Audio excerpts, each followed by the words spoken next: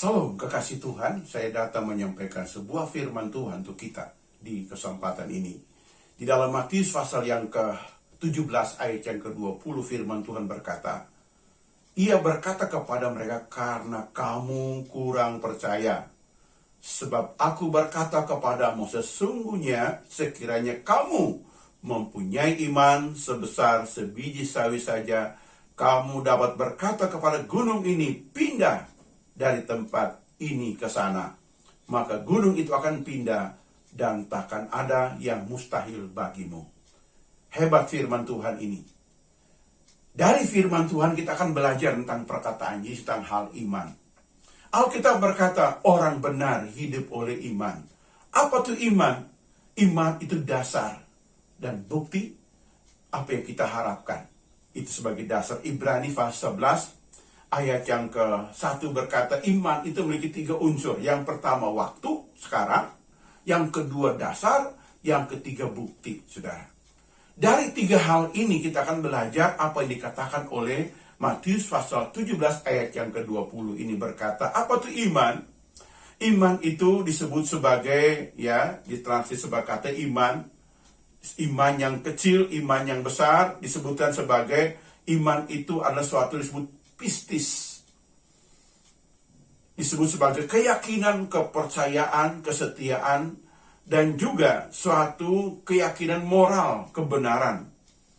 Tentang sebuah firman Tuhan dan kita andalkan apa yang Tuhan Yesus katakan. Itu iman.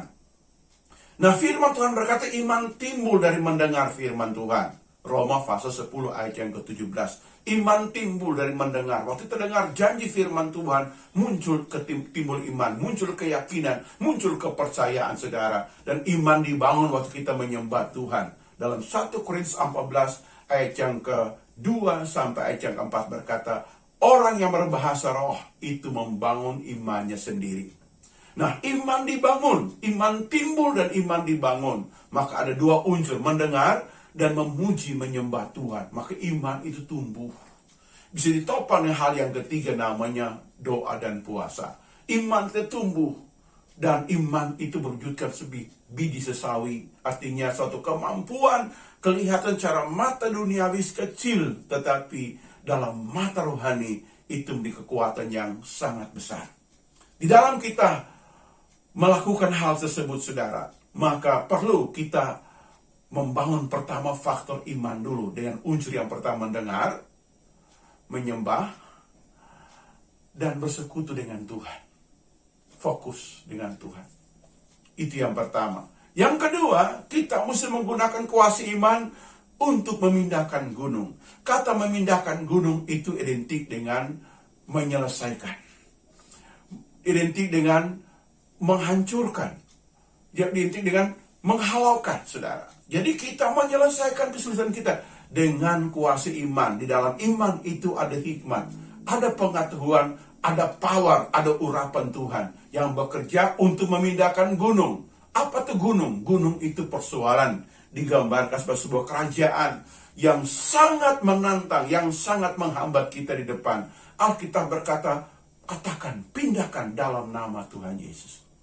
Tidak ada yang mustahil, tidak boleh ada keraguan dalam batin kita. Apa yang kau hadapi di waktu ini? Penyakit, kesukaran,